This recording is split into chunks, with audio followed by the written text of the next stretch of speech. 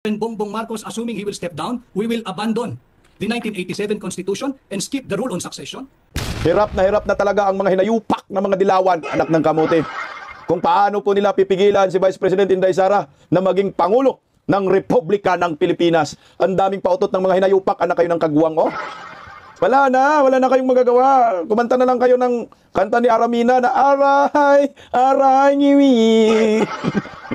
Magandang tanghali po sa atin mga kabisdak, anak ng kagwang ba, no? Mga dilawan, hindi po matatanggap na si Vice President Inday Sara ang susunod na presidente kung si Bongbong Marcos ay mag-step down. Maraming umuugong na government receipt na ang gusto nilang maging papalit kay Bubuim ay si Ramon Ang, anak ng tipaklong talaga naman, oh. Wala na, kabado na ang mga hinayupak na maging presidente si Vice President Inday Sara Duterte. Ba't ba takot na takot kayo kay Inday Sara? Huwag kayong mag-alala. Mas matapang itong si Inday Sara kumpara kay former President Duterte. Kung mag-war on drugs si Inday Sara, naku, mas intense pa siguro ito. At huwag kayong mag-alala mga komunistang grupo. Gagamitin ni Inday Sara ang mga pandigma laban sa inyong mga hunghang kayo. Hindi mo maintindihan ano mga ginagawa nila sa buhay nila. Wala eh. Hindi na nila alam kung saan sila lulugar kasi chickmate na talaga ho sila dito. Rowena Guanzon, pinatikim ng mora si Sandro Marcos. Binalatan ito ng naturang abogada. Palike po muna, pa-share, pa-subscribe, pakipindot ang inyong notification bell upang lagi po tayong updated sa ating mga video. Yung mga trolls ni Bake, mag-subscribe kayo mga malyawag sila naman. Oh. Sarap pagbumura nitong mga bubunista, no? Mga tanganistang loyalista ni Bubuim, parali-rali pa kayo sa Quezon City. Putsa na, nilangaw naman. Gadun! Wagubog! Supportahan po natin ang Birada Aguila tuwing Lunes hanggang Biyernes, alas 2 hanggang alas 4 ng hapon sa Birada Aguila YouTube channel. Pa-subscribe din po ang ating channel. Makikita po ninyo ako ng live sa mga gustong makapanood ng live sa atin. Mapapanood nyo po sa Birada Aguila. Lunes po yan hanggang Biyernes, alas 2 po ng hapon na. Na 2 oras balitaktakan eh. Okay, pag-usapan po natin itong usapin na di umano'y si Ramon ang papalit kay Bongbong Marcos kung sakali siya po ay mag-step down. Bakit nga ho napunta tayo dito sa usaping ito? Alam niyo po mga kababayan ko, huwag po tayo magpatunto, huwag po tayo magpaloko sa mga animal na mga dilawan. Ito ay propaganda, mind conditioning na gusto nilang sabihin, walang kapasite, hindi po pwede si Vice President Inday Sara na papalit kay Bongbong Marcos. But sa akin talagang nililito ang mga Pilipino. Talagang gusto po nilang lasunin ang utak ng ating mga mamamayan. Buti na lang ho, merong mga social media, merong mga political vloggers na nagre-rebat. Kahit papaano, hindi ho tayo basta-basta mabudol ng mga nimal.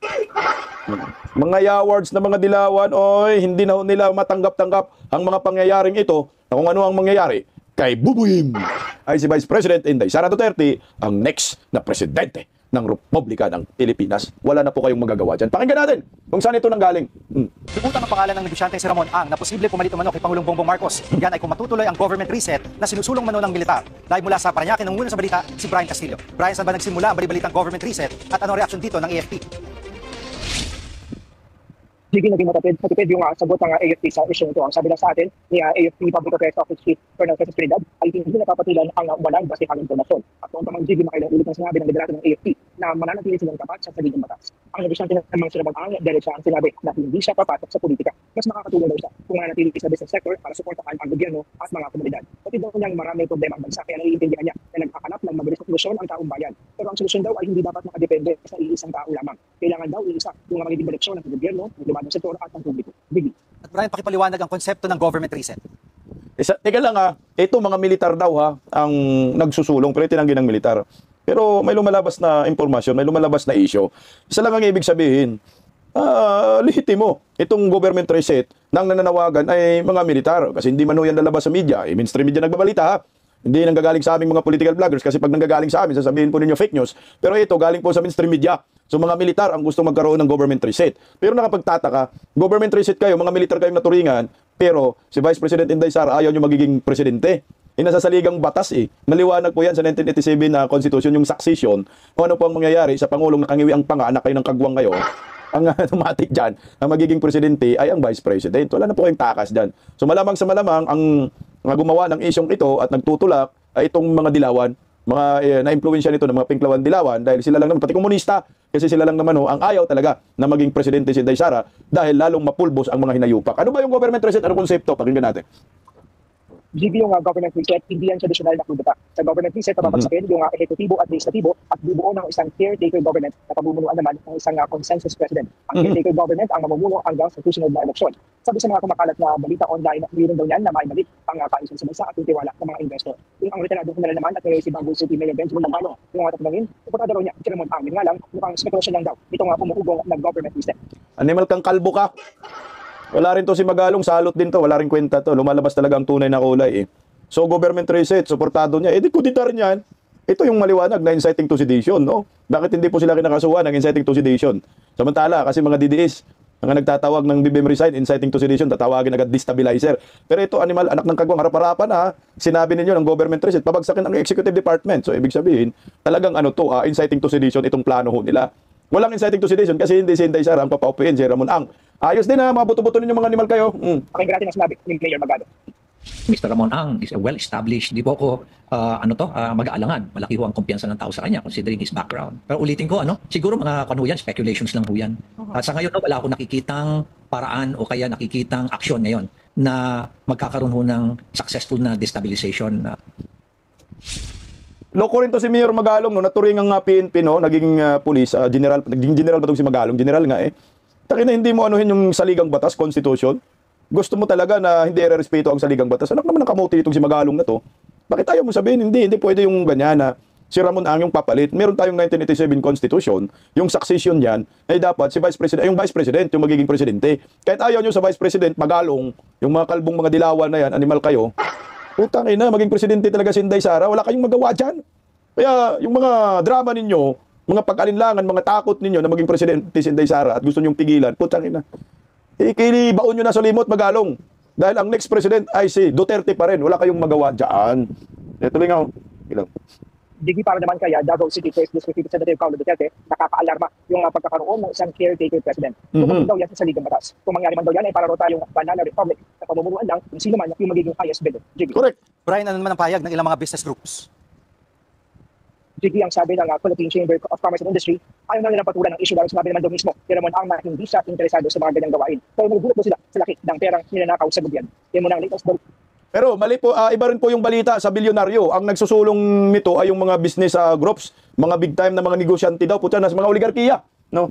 Mga oligarkiya, yung mga nakapali, ang mga nagsusulong nito, ang mga nasa likod nito. Tama ho, si Kung Pulong Duterte, para naman tayo magiging banana republic dito. Kung sino-sino na lang ho, ang mamumuno sa ating bansa. Portragis naman meron tayong 1987 Constitution eh. Sundin po natin yun. Kung anong nakatalaga doon, kung anong nasabi doon, yun na ho yun. Huwag matigas ang ulo, mga dilawan, mga pinklawan, mga bubunista, mga salot kayo sa lipunan. Kahit saan talaga, sakit sa ulo natin, itong pula, dilaw, anak ng kagwang, sila lang mo talagang nagpapahirap sa bayan. Kahit kailan, problema po talaga itong mga political color na ito. Merong batas, hindi susundin. Kasi nga, ang magiging presidente si Inday Sara. Pero duda po ako kung mangyayari ito. Hindi po ito papayagan ng maraming Pilipino. Anong sabi ni Magalong? Mas nagmaraming tiwala kay Ramon Ang. Anak ka ng kagwang ka? Walang magtitiwala sa oligarkiya. Walang magtitiwala sa dambuhalang mga negosyante. Kaya magtitiwala dyan. Billionaire, ipagkatiwala mo ang bayang ito sa mga maghahaman ng mga negosyante.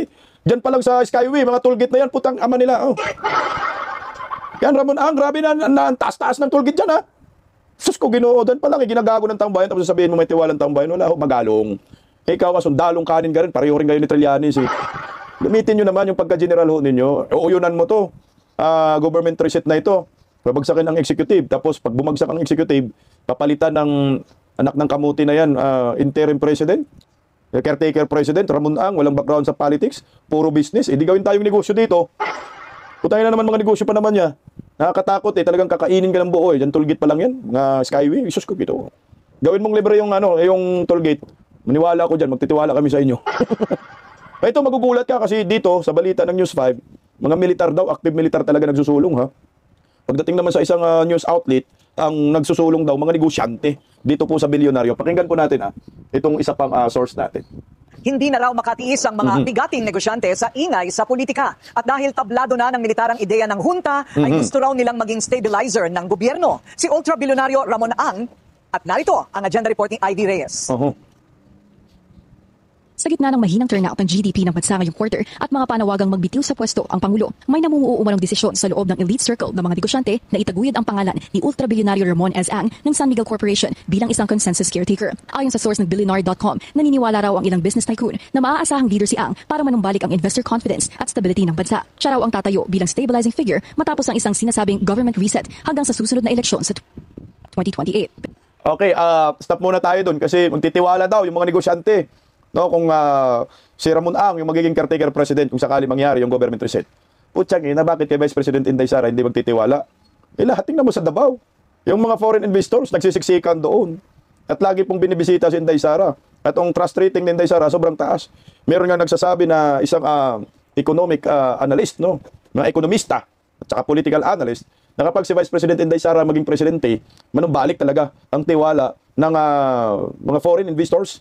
Hindi lang mga foreign investors, kundi mga local investors, mga negosyante, balik ang tiwala, pati mga world leaders ay magkakaroon ng kumpiyansa sa kay Vice President Inday Sara at tataas ang pagtingin nila sa Pilipinas pag si Inday Sara maging presidente. Bakit? Kasi nga, yung history ni Vice President Inday Sara bilang isang mayor, maganda. Lumago po yung ekonomiya ng Davao. Pati yung mga mga komunista na pulpog, walang utang eh. Walang utang ang Davao City, ni piso. No, nung naging presidente, naging presidente talaga si Inday. Nung naging mayor pa si Vice President Inday Sara Duterte, ito yung magandang ligasiya. Na kapag si Inday Sara maging presidente, ay putya, baka wala ka talagang utang tayo, mabayaran natin yung utang ng Pilipinas. Ayaw nyo ho yun. Itong mga dilawan kasi panggulo lang, itong mga oligarkiya, mga negosyante, na pinapadapa rin to ni Tatay Digong, itong mga oligarkiya. Sa panahon ng Duterte, siyempre, ayaw po nila na si Vice President Inday Sara ang magiging presidente dahil yung kababalagan ng mga oligarkiya, pag si Inday Sara maging presidente, ay matigil din. Tingnan mo. Kasi kung anong nangyayari sa kanila sa panahon ni Duterte, durog din sila ngayon. Sa panahon ni Inday Sara, kung maging presidente si Inday Sara, kung magkaroon ng government reset, ito yung pinakaayaw nila. Kasi kami nabakal din naman si Inday Sara. Mas matapang kay Digong yan eh. Wala kayong magagawa. Yun ang itinakda ng ating saligang batas. Sige nga. Pero para kay Law Dean and columnist Mel Santa Maria, unconstitutional at illegal ang pinaplano umano ng mga business circle. Correct. Sa panayam ng Billionaire News Channel kay Santa Maria, wrong timing daw ang mga ganitong galawan dahil mas malala ang magiging resulta ng ganitong pagpapalit liderato. Correct. Sinubukan natin kunan ng pahayag ang Malacanang tungkol dito pero hindi pa ito sumasagot sa ngayon. Malala talaga kasi tingnan mo ito ay kagustuhan ng mga dilawan lang, mga oligarkiya. Na huwag kang umupo Inday Sara, gusto namin si Ramon Ang. Unconstitutional nga ho ito eh. Hindi pwedeng magkaroon tayo ng constitution, anong tawag dyan? Parang backup, parang extension. Hindi pwedeng ganun eh. Constitutional extension, hindi pwede. Kung ano nakalagay doon sa batas yun, ang sundin natin. Ang constitutional talaga ito. Sige na, sabihin na lang natin, government reset, nagtagumpay yung mga militar, mga negosyante dito, laban ho sa executive department. Sabihin na lang natin. Tapos ang gusto nilang iupo, si Ramon Ang. Ang problema man, hindi man papayag ang ibang mga Pilipino dyan, lalo na po mga Duterte supporters, lalo na po yung mga abogado dyan. Hindi po pwede. Magkagulo tayo dito, talagang magkagulo lalo. May papalag dyan, ilalong bagsak ang ekonomiya natin dyan. Sa tingin nyo ba, papayag ang mga tao dyan? Papayag kaming mga Duterte supporters sa kung kagustuhan ng mga dilaw. Walang papayag dyan. Magkagulo talaga at nako, hindi ko alam kung anong mangyayari sa Pilipinas kung ipilit ito ng mga negosyante at ng mga di umanong mga militar na gustong ganitong klaseng sistema. Hindi. Paupuin natin yung vice-presidente, yan ang nakalagay sa saligang batas. Pag po tayo gumawa ng sariling batas. Umabot na kasi sa palasyo ang flood control scandal matapos ituro ni dating Congressman Zaldico ang Pangulo mismo bilang utak ng multi-billion peso insertions sa 2025 budget. Ang resulta, kabi-kabilang protesta at may bali-balita pa nga na foreign-funded ang ilang mass demonstration. Sa ngayon po, mismo ang pamunuan po ng AFP ay sinabi po sa atin na continuously nagche-check po sila at closely coordinating with the PNP regarding this. At kung ito man ay may katotohanan, kapwa Pilipino, kung may katotohanan at makikita po sa kanilang pag-imbestiga na foreign-funded itong kanilang isinasagawang rally, masasabi po natin ito'y pagtaksil sa bayan. May gulo. Ang tanga mo, Auntie Claire. Foreign-funded daw yung mga rally, Iglesia ni Cristo, nagpabayad kayo sa mga foreigner? Yung sa EDSA nagpabayad sa mga foreigner. Anak, nakamuti talaga to si Claire Castro. Kung panggamit, putang ina kayo dyan, mga nasa Palasyo de Polvoron, naturingan kayong mga hinayupa kayong mga spokesperson, wag po kayong magbitaw ng salita na hindi verified. Ang problema ho sa inyo, mahilig kayo sa peking balita, mga fake news eh. Kung itong si Claire Castro, hindi pa to spokesperson ni Bongbong Marcos, panay lang salita sa kanyang vlog na tamang hinala, pwede man ito makasuhan eh. Pero ito kasi, nasa Palasyo de Polvoron, parang may immunity ang putang ina, may immunity ka?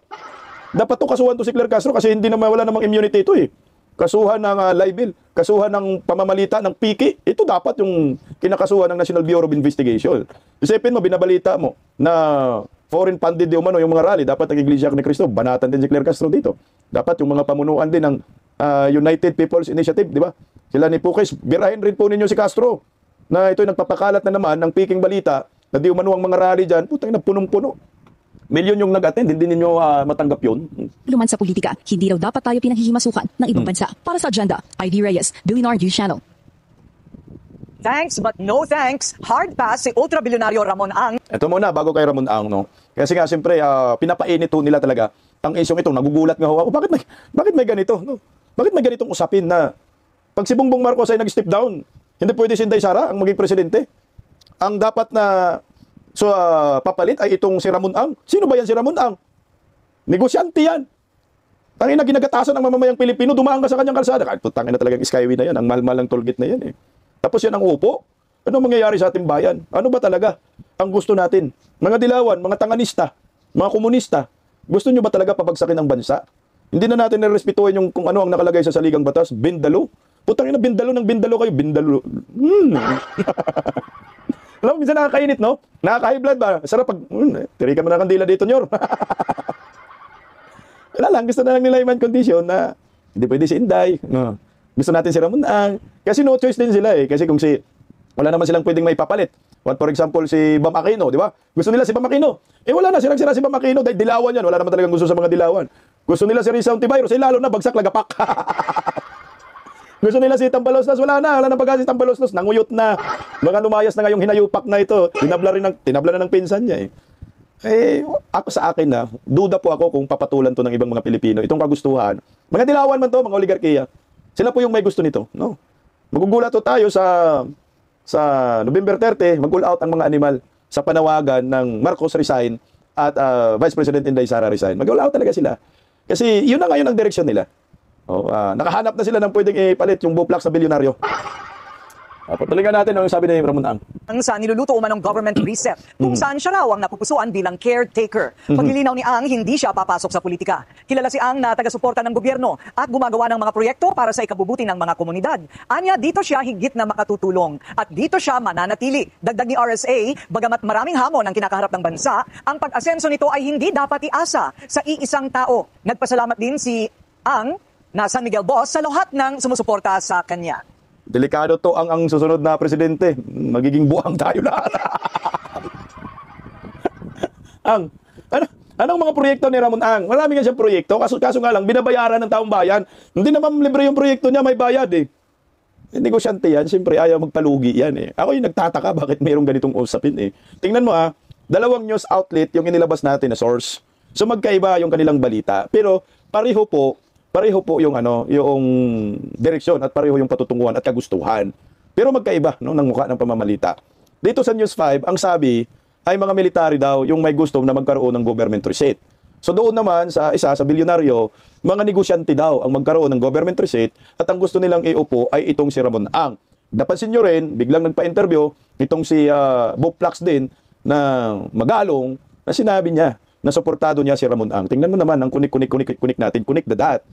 So si Magalong may alam din dito, may kinalaman din dito sa panawagang government reset ng mga negosyante. Kasi mayroong organisasyon si Mayor Magalong, 'di ba, yung paglaban daw sa korupsyon, putang ina. Nandun sa kanila puro rin mga latak, nandun si Vico Soto. Vico Soto tablar niyan tuta ni Bongbong Marcos Latuta Soto Ako inalibadbaran lang Kung itong mga profesional, kung itong mga to ay maka-Pilipino, ay respetuhin po dapat natin yung saligang batas. Hindi po pwede na ang papalit sa presidenteng nasira na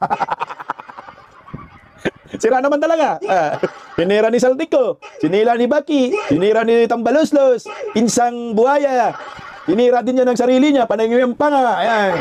Presidenteng sirang-sira na. Nakamuti, wala na nga sisiraan yan. Matagal nang sira yan. Awards, Yung presidenteng nasira na hopeless na, wala nang naniniwala sa kanya, you need to accept, anak ng kagwan, ang English yun, Tanggapin nyo, mga dilawan, mga pinklawan. Nang next president ay si Vice President Inday Sara.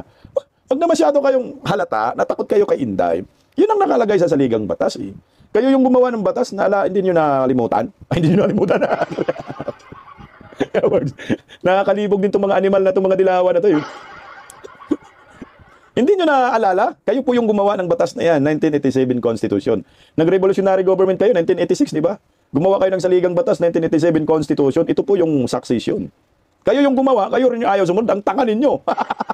Diyan tayo, paggawa-gawa kayo ng batas, tapos hindi po mapabor sa inyo, tapos babaliin ninyo. Hindi po pwede, unconstitutional po yan. Kayong mga negosyanteng na turingan, kung sino mang mga militar, kung merong nasa likod nito, isa lang ang gusto kong sabihin sa inyo, ang tanga ninyo. Wala ka na magawa kasi takot na takot kayo kay Vice President Inday Sara Duterte. Tanggapin nyo na lang ho, na ganyan po talaga ang nakalagay sa saligang batas. Kahit sinong tanungin mong Poncio Pilato, kahit grade 1, section 1, tabi ng kubita ang upuan, ano mangyayari sa Presidente? Vice Presidente ang papalit, alam naman si Ramon Ang. Tingnan mo si Vice President Inday Sara, binoto yan ng 32 million. Pero si Ramon Ang, binoto ng negosyante at mga dilawan. Gusto ngayon po. Sarap ninyo sakpukin. Okay, ito ganito wala kayong magawa kasi nga, yan ang batas. Balikan lang natin yung sinabi ng ni Auntie Claire Castro alias Bugaga. No? Foreign funded di umano ang rally. No? Nakaliwat ka ng rally, 2 araw, 3 araw, sa IDSA at sa Quirino. Paano nagiging foreign funded? So ibig sabihin, anong bansa, anong foreign country ang nagpupundo dito? Sana po ay binanggit mo man, Auntie Claire, para makasuhan ka ng libel at ikulong kang hinayupa ka. Ano? Parang baliktad yung utak ni Claire Castro, no?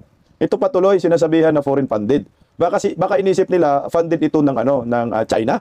Kasi nga ang mga Duterte mahal ng chikwa at tinatapon sa atin na pro-China tayo kahit sila ay sobrang pro-China na lahat ng gamit ay made in China. Pero sinagot po yan ng United People's Initiative, isa sa mga organizer. Meron po silang pahayag patungkol po dyan. Pakinggan po natin muna ito. Narito. Ano bang reaction po ninyo dito bilang isa sa mga organizer po ng rally dyan po sa EDSA People Power Monument na foreign funded daw ang nangyari? Baga sinisilip kung pinupondohan daw ng isang dayuhan ang rally po ninyo nung nakaraan dyan po sa EDSA People Power Monument. Ang naging batayan ay yung mga pagkain, grande, yung pagkakasabi, grande daw po yung mga preparations na ginawa po ninyo dyan po sa EDSA People Power Monument. Reaction po ninyo, Attorney? Natutuwa naman ako dahil naging impressive pala yung pagkaka-implement namin ng aming pagtitipon. No? Hindi namin inasahan that it will turn out like that dahil sa, actually, hindi totoo yung foreign funding. Actually, wala kaming pondo eh. Natutuwa kami na yung unti-unti dumadating yung tulong. May sumagot ng tent, may sumagot ng sound system, may sumagot ng stage.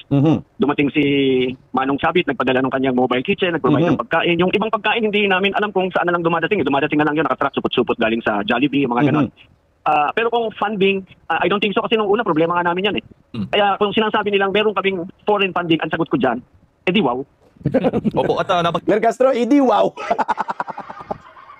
Tangin naman talaga si Castro, wala sa ayos kasi yan eh, fake news yan eh. Hindi tanggapin nyo na lang na, alam nyo po kasi ang Pilipino, nasagad na, galit na sa nangyayaring pangungurako ng gobyernong ito. Kaya marami pong gusto na mag-resign na si Bongbong Marcos. Ito organic po itong mga pumupunta dyan eh. Kasi kung foreign funded pa hindi sana, ang daming mga dyan, mga portalit ba, di ba? Kung kumbaga, wala nakikita ko dyan, voluntaryo. No, unique. Nasubukan din naman natin yan dun sa EDSA Shrine eh. Kusa po dumadating yung tao, ito yung patunay ng sawang-sawa na ang maraming Pilipino sa pagmumuka ni BBM na sobrang iwi na. Kaya, Nyor, layas na Nyor, hindi ka na kailangan ng Pilipinas. Kailangan ng Pilipino, sakit ka sa ulo. Ito nabintangan na foreign funded. Wala na, kusa lang dumadating yung pagkain, kusa lang dumadami yung tao. Meron talagang mga may kaya na gusto talagang mag-resign na si BBM. Yun lang naman ang kaya nilang gawin, lalo na mga OFW. Yun lang naman ang kaya nilang gawin para po maipahayag ang kanilang damdamin na pagkadismaya sa gobyernong ito. Hindi ako naniniwala dyan na foreign funded ito. Tuloy. Banggit nga na possible daw China ang nasa likod po ng pagpupondo po dyan sa rally po daw ninyo noong nakaraan. Ito na yun, tama nga ako na China, di ba? Ito yung tinutukoy ni Claire Castro, China. Kasi nga, ang mga Duterte supporters ay sinabihan nilang pro-China. Ako nga na binanatan din ako ng Philippine Star, pro-China daw ako, wala daw ako ng China. Anak ng kamuti, sana all meron tayong sahod sa China. Minsan, wala nga akong kilalang mga enchik na mga negosyante na kasama, wala eh. Meron akong kaibigan, mukha lang Chinese. Pero hindi Chinese, Filipino. Hindi mo nag-abot sa akin, kahit pamasahe pag nagkita kami, wala man din. Yun lang dito ang kasi, ang gobyerno ni Bongbong Marcos, pag mga rally-rally, Duterte, sasabihin talaga pro-China. Di ba yun din ang tingin nila kay Vice President Inday Sara, former President Duterte, na pro-China. Pero si Bongbong, pinagsiksikan yung kanyang sarili. Makamayan lang si President Xi Jinping, anak ng kamuti, ito palos na palos talaga. Galit na China, mantakin mo, binanatan sa sa ASEAN Summit, doon sa Malaysia. Binanatan yung inchik eh. Pagdating sa Korea, sa EPIC Summit, putang ina, nagnakaw ng handshake eh. Buti na lang, hindi ka binitbit ng security ni President Xi Jinping at itinapong ka sa labas, patay kang bata ka. Sige nga, Anong sagot niya dito? Anong reaction po ninyo?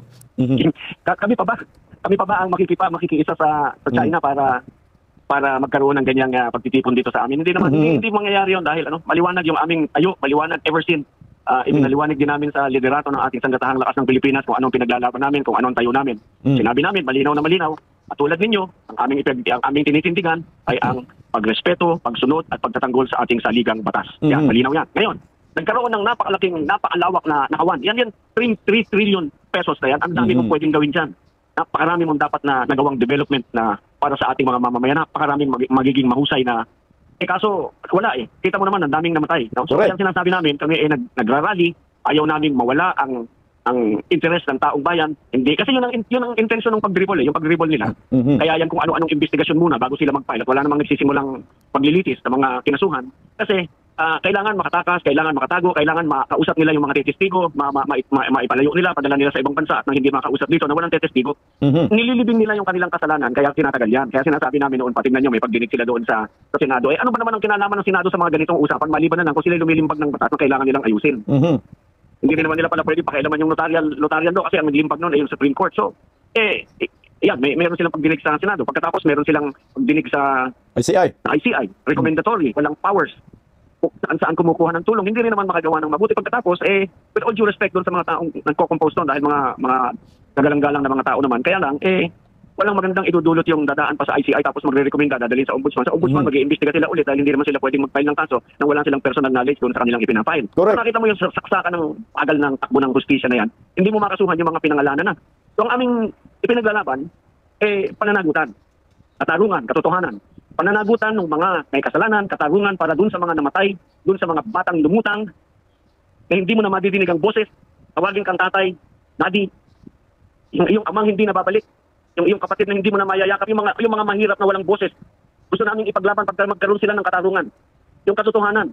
Kailangan manatili ang katotohanan dahil kailangan malaman, yung mapukaw ang damdamin ng ating mga kababayan na hindi pwede itong limutin, hindi pwede itong ilibing sa limot. Talagang hindi kami titigil, kailangan dito meron kaming makita na makulong na malaking tao. Yung mga tinuturo na mga tao. Alam niyo po kung wala lang panggulo na grupo itong Dilawan Pinklawan, nagtagumpay na itong mga panawagan nila. Kaso meron talagang kumokontra.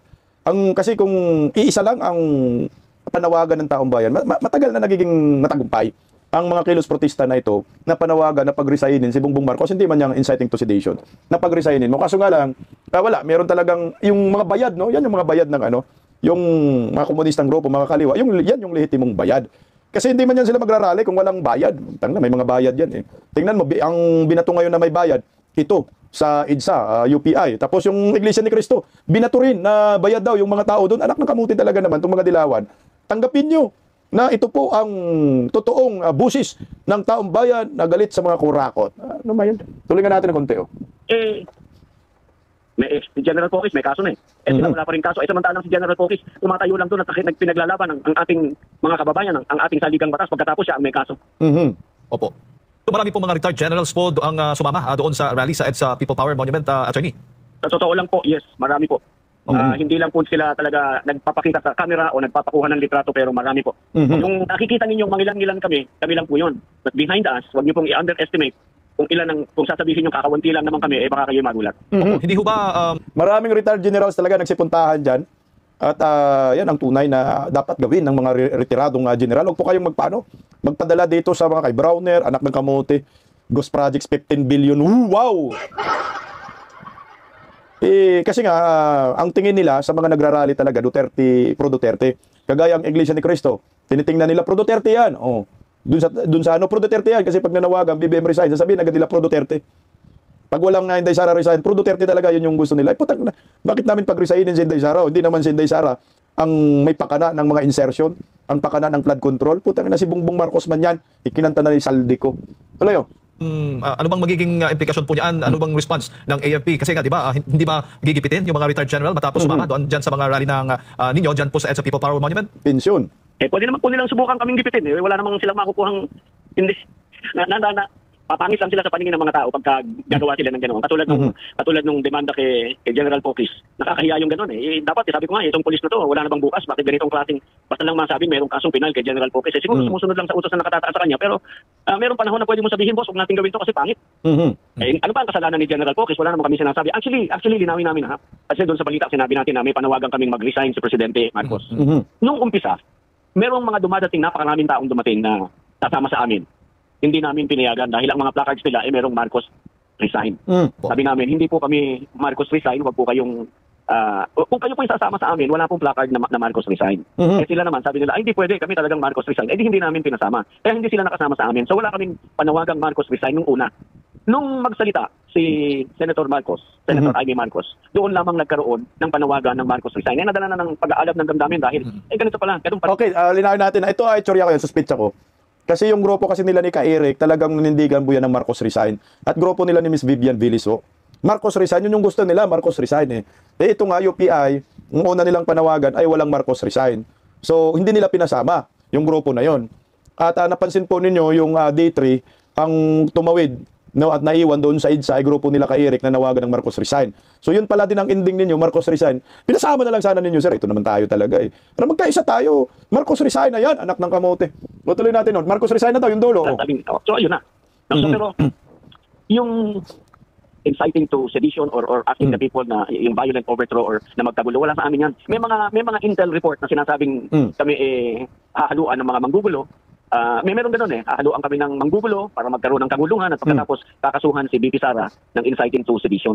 Eh kami, tapos ina-identify kami sabi kami daw ay mga pinupondohan ng mga loyalist ng mga Duterte.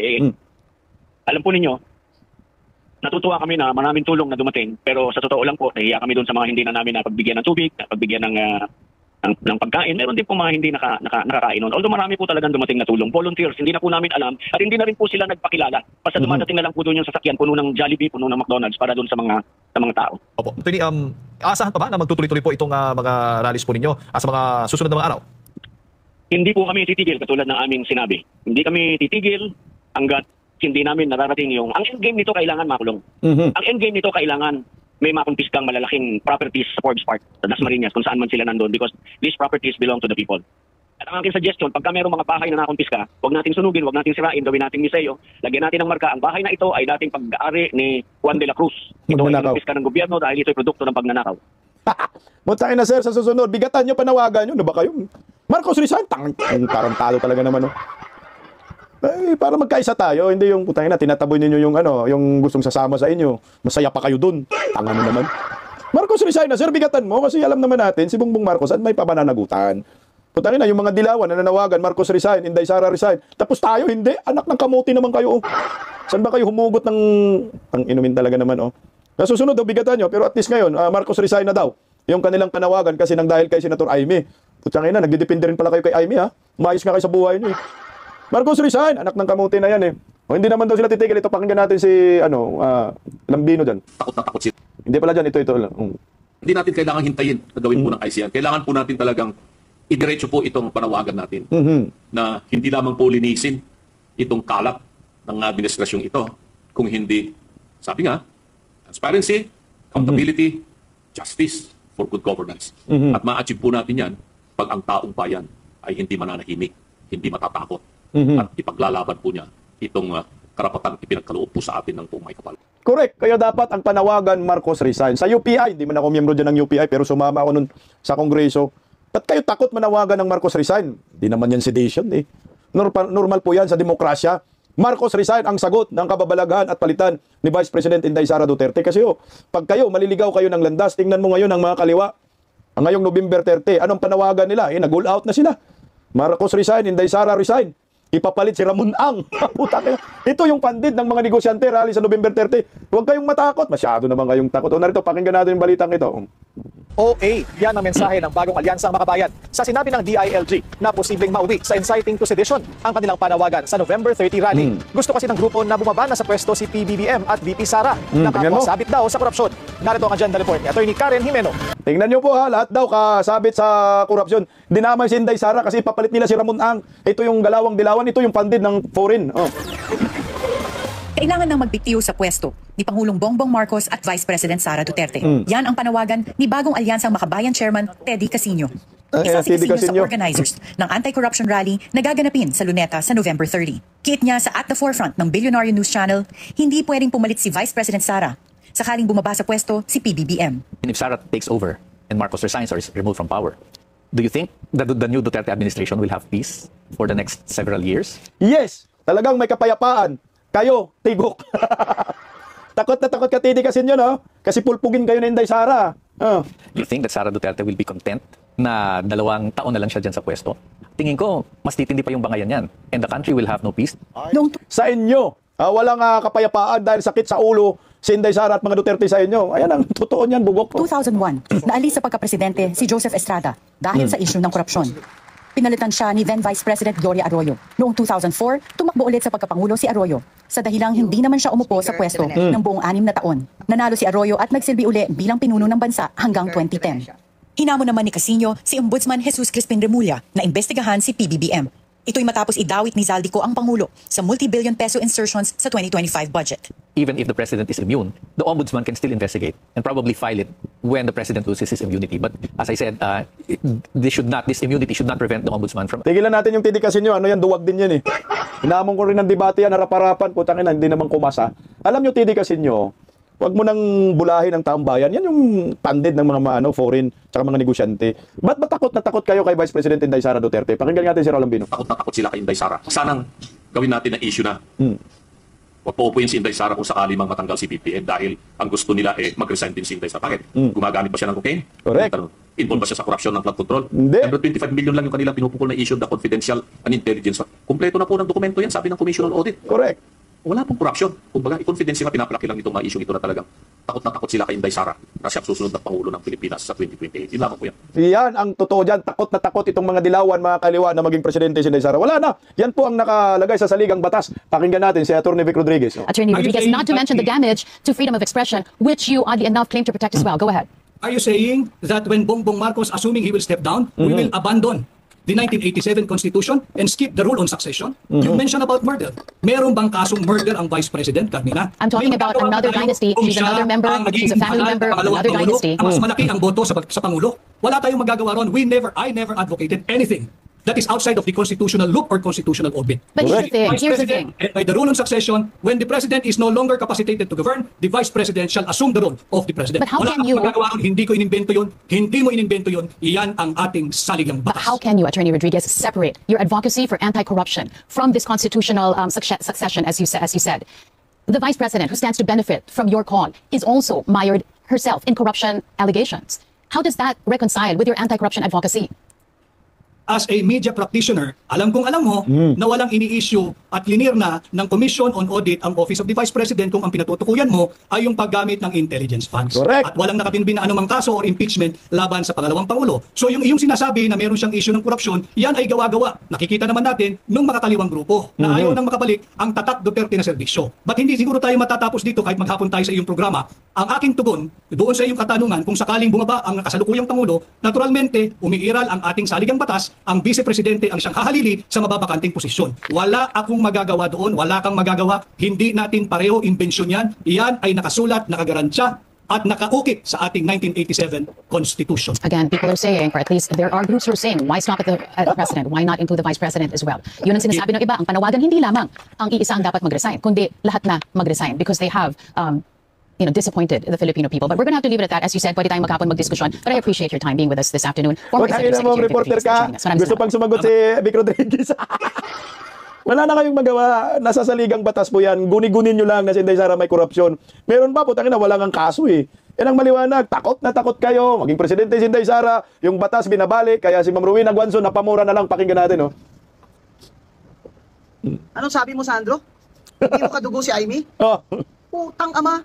Are you calling Banatan mo, madam. Imelda Marcos a harlot? You calling Imelda Marcos a harlot? You calling your own grandmother a whore? Ang ama.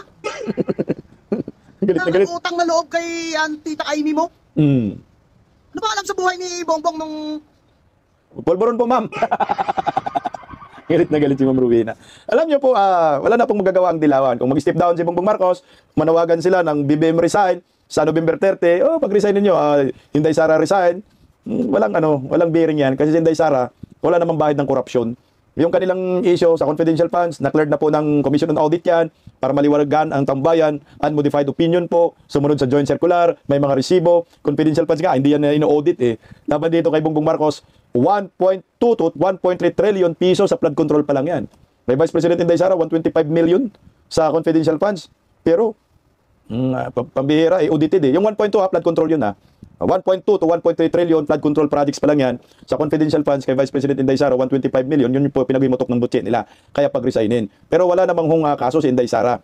At hindi naman si Inday Sara utak ng insertion at sinabi naman din ng Commission on Audit, unmodified opinion. Kaya hindi po ako sang-ayon sa mga negosyante, sa mga sinasabi ng Dilawan at sinasabi ng di umanong mga militar na si Ramon Ang papalit kay BBM. Si Inday dapat.